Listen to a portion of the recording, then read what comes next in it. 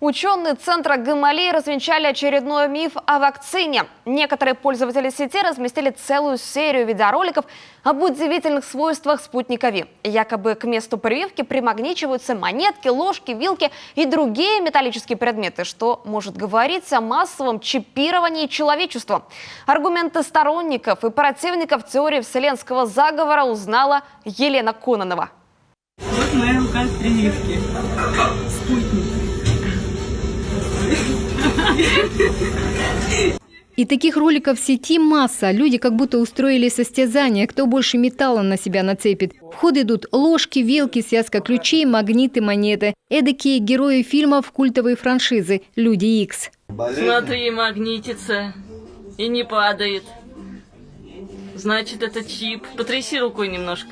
Чипирование человечества через вакцинацию – это один из самых распространенных мифов, который гуляет в социальных сетях. Мол, сильные мира сего намереваются контролировать разум человека. Ученые над этим мифом смеются, а между тем медики тоже устроили свой эксперимент с монетами разного номинала.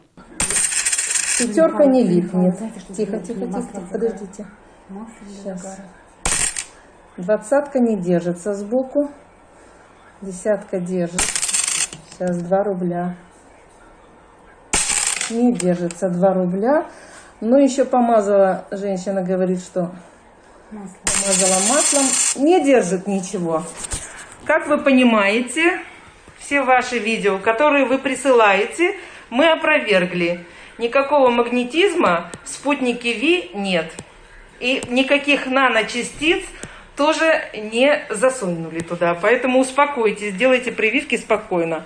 Тем не менее, есть люди, которые действительно обладают способностью притягивать к себе железки. Но то, что дело вовсе не в вакцине, доказал житель Ижевска. В репортаже удмуртского телевидения мужчина на себя держит не только ложки, но и гири по 50 кило. Съемки 2018 года. Еще до пандемии коронавируса и начала прививочной кампании. Что-то связанное, наверное, скорее всего, с космосом.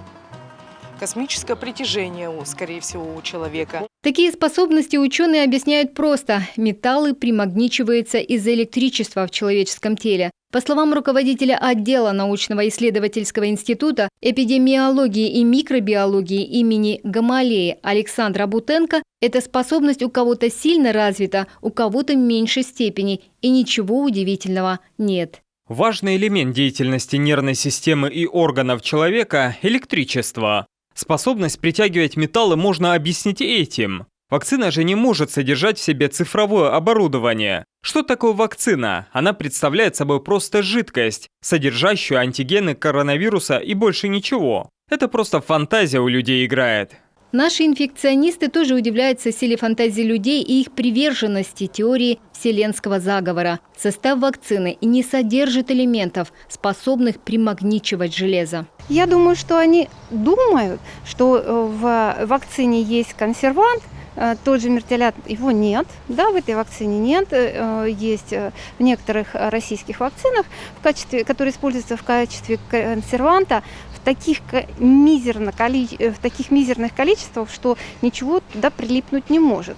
Они даже не представляют, сколько они съедают за день этого мертилята, этих солей ртути, да, дышат ими, и в консервных банках сколько их содержится. И, собственно, все эти страшилки с притягиванием монет и столовых приборов – ничто иное, как попытка запугать людей, считают специалисты. Все 4 российские вакцины безопасны для человека. Они прошли регистрационное удостоверение. Эффективность превышает 90%.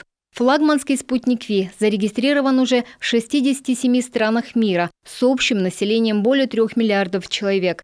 Возникавшие после вакцинации местные и общие симптомы были легкими или умеренными и длились менее 2 дней. Случаев смерти или госпитализации не было. Елена Кононова, телеканал Юрган.